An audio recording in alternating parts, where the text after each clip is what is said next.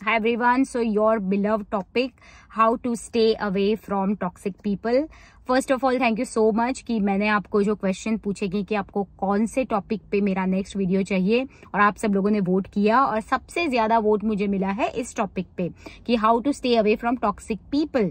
इसीलिए ये वीडियो मैं स्पेशली आप लोगों के लिए बना रही हूँ, क्योंकि काफी सारे लोगों के मुझे मैसेजेस भी आए थे कि मैम प्लीज वीडियो हिंदी में बनाइएगा, तो इसीलिए here is the video for you in Hindi. Okay so चलिए पहले से शुरुआत करते हैं। तो how to stay away from toxic people, but उससे पहले हमें ये जान लेना काफी जरूरी होता है कि टॉक्सिक पीपल होते कैसे हैं and what is toxicity. So toxicity एक ऐसा एनवायरनमेंट होता है जहां पे किसी इंसान की वजह से हम अपने आप को काफी लो वैल्यू महसूस करते हैं, और वो इंसान हमें कई बार हमें इमोशनली और मेंटली एग्जॉस्ट कर देते हैं। सो ऐसा अगर एनवायरनमेंट है तो आप डेफिनेटली टॉक्सिक एनवायरनमेंट के अंदर है। And these people can be anyone, may be आपके फैमिली में भी हो सकते हैं, your cousins, your friends, your coworkers, कहीं पे भी। तो जब भी आपको ऐसा महसूस होता है कि आप किसी से जब बात करते हो तो थोड़े टाइम के बाद ही आप अपनी एनर्जी है कंप्लीटली ड्रेन कर देते हो, तो ऐसे इंसान से हमें हमेशा दूर रहने की कोशिश करनी चाहिए। बट उसके काफी सारी टेक्निक्स भी है कि किस तरह से आपको इनसे दूर रहना है, क्योंकि हम लोग ऐसे होते हैं कि हम कभी भी किसी को हर्ट नहीं करना चाहते हैं, और उसी की वजह से हम लोग सिर्फ खुद को हर्ट करते रहते हैं, और हम वो नहीं चाहते हैं नॉर्मली। सो इसी की वजह से हमें एक ऐसे स्टेप्स लेने पड़ते हैं जिससे काफी सामने वाला हर्ट भी ना हो और हमारा भी काम हो जाए। So let me just give you 4 ways, 4 ऐसी टेक्निक्स है और 4 ऐसे रास्ते हैं जिसमें you can stay away from this toxic people. But ये चारों में से 2 जो लास्ट के हैं वो इंटरकनेक्टेड है। सो ट्राई टू अंडरस्टैंड कि मैं क्या कहने की कोशिश कर रही हूँ। इट इज वेरी इंपॉर्टेंट कि आपको उसे लिंक कैसे करना है। सबसे पहला, ट्राई टू अंडरस्टैंड कि कोई इंसान टॉक्सिक है या फिर आप टॉक्सिक हो। So self analysis is extremely important. Sometimes ऐसा होता है कि हम खुद टॉक्सिक होते हैं, इसीलिए हम लोगों को आसपास के सारे लोग या फिर एनवायरमेंट भी टॉक्सिक लगता है। So for you first step is to analyse yourself. और सेल्फ एनालिसिस में आपको सिर्फ नॉर्मली क्वेश्चंस नहीं पूछ लेना है अपने आप को कि मैंने ये किया, ये सही किया या नहीं किया, क्योंकि जब आप वो आंसर ऐसे नॉर्मली लेने के लिए जाओगे तो आप यही सोचोगे कि नहीं ये मुझसे ही गलती हुई है, सामने वाले से नहीं हुई है, मेरी ही पर्सनालिटी गलत है। So don't do that. Self analysis की एक टेस्ट होती है जिसके 25 क्वेश्चंस है। आई वुड हाईली रेकमेंड कि आप वो 25 क्वेश्चंस पे अपने आप को एनालाइज कीजिए, और ये टेस्ट मैं हमेशा हर 15 दिन पे मैं करती हूँ। बट आप शुरुआत में एवरी डे सिर्फ 5 क्वेश्चंस कीजिए, तो 5 दिन में आपका वो सेल्फ एनालिसिस हो जाएगा।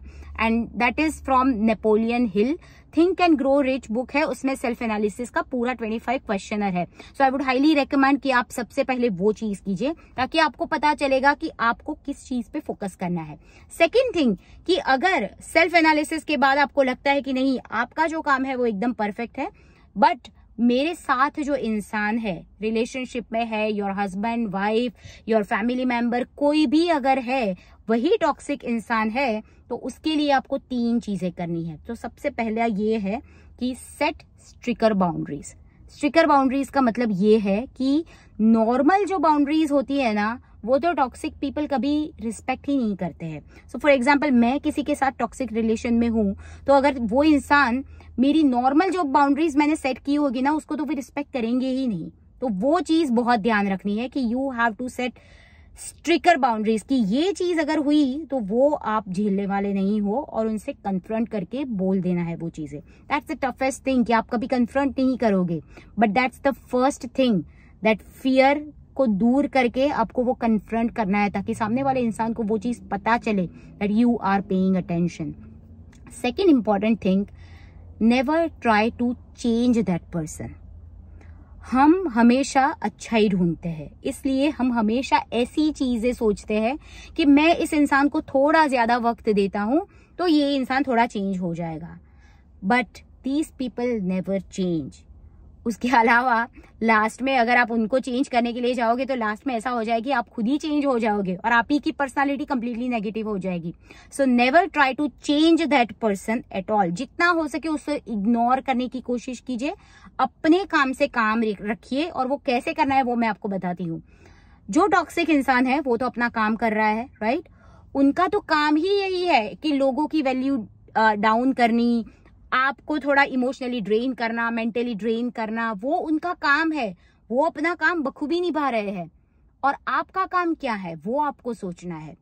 Use your 24 hours, analyse your 24 hours कि आप ये 24 घंटे का यूज कैसे करते हो. यही सोच के कि मैं आज इस इंसान को खुश नहीं कर पाया, वापस ये मुझसे झगड़ा करेगी या झगड़ा करेगा, वापस यार ऐसी चीजें होगी, I don't want more drama, right. ज्यादातर यही सोच में आपका टाइम चला जाता है. So try to understand, don't spoil your time and don't try to change them at all. अपना टाइम और अपना काम अपने पास रखिए और उसी पे फोकस रखिए. एंड नंबर 3, ये जो है वो कनेक्टेड है सेटिंग योर स्ट्रिक्टर बाउंड्रीज के साथ. Understand the cycle.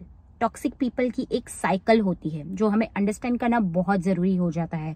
और क्यों मैं ये बोल रही हूँ कि सेटिंग स्ट्रिक्टर बाउंड्रीज के साथ ये कनेक्टेड है, क्योंकि ये साइकिल में अगर आप एक बार घुस गए तो उसके बाद आप उसमें से कभी निकल नहीं पाते हो. Why? Because you don't have control. वो साइकिल मैं आपको यहाँ पे समझा रही हूँ. फर्स्ट ऑफ ऑल, अगर आपने बाउंड्रीज सेट कर ली है और वो बाउंड्रीज के बाद आपने उन लोगों का कन्फ्रंट करने आपके समझा दिया है कि इससे आगे अगर ये चीज हुई तो I am not going to see you, okay, मैं आपको नहीं मिलने वाली हूँ जब तक यू डोंट बिकम सॉबर. तो उसके बाद ये उनकी साइकिल कैसी होती है, they are very charmful. They put you in a charm and then थोड़े टाइम तक आपको ऐसा लगेगा कि वो काफी अच्छे हो गए हैं और उसके बाद क्या होगा, you will again be in that Whirlpool, क्योंकि आप वापस यही सोचोगे कि हाँ ये अच्छा हो गया है, ये इंसान अच्छा हो गया है. बट ये उनकी साइकिल समझनी काफी जरूरी होती है और उसीलिए ये थर्ड पॉइंट है कि आपको अपने आप पे कंट्रोल रखना बहुत जरूरी हो जाता है. कि आपने अगर बाउंड्री सेट कर ली है, अगर उस इंसान ने वापस यही चीज की है तो आपको कंट्रोल रखना है कि आपको उसके पास वापस नहीं जाना है. क्योंकि जब भी वो इमोशनली ड्रामा होगा तो आप भूल के वहीं वापस चले जाते हो. सो now if you don't understand, let me just give you one example कि सिंपल कोई रिलेशनशिप है हस्बैंड वाइफ की या फिर गर्लफ्रेंड बॉयफ्रेंड की. स्पेसिफिकली गर्लफ्रेंड बॉयफ्रेंड की ज्यादा सिचुएशंस होती है ऐसी. चलो कोई लड़की को हम टॉक्सिक बना देते हैं, यहाँ पे एग्जाम्पल के लिए है सिर्फ, कि कोई लड़की टॉक्सिक रिलेशन में है, लड़की टॉक्सिक है और लड़का टॉक्सिक नहीं है. ओके, नाउ लड़के ने बाउंड्री सेट कर दी है और उसके बाद भी that girl is actually not improving at all. तो फिर क्या होता है कि लड़के ने बाउंड्री सेट कर दी है और वो बोलते हैं कि now I am not going to see you unless you become sober. ठीक है, बट थोड़े टाइम के बाद क्या होता है, थोड़ा इमोशनल ड्रामा होता है और उसके बाद लड़का यही सोचने लगता है कि कहाँ मैं बहुत टाइम के बाद अभी एक कोई नई रिलेशन शुरू करूंगा या फिर नई चीजें देखूंगा, उससे अच्छा है कि मुझे यही रिलेशन में वापस चले जाना चाहिए. यहाँ पे वी लूज कंट्रोल. ठीक है, क्योंकि हम खुद इतने स्ट्रांग नहीं होते हैं, उसी की वजह से हम वापस वही वर्लपूल में चले जाते हैं. And it is very easy for toxic people to grab you.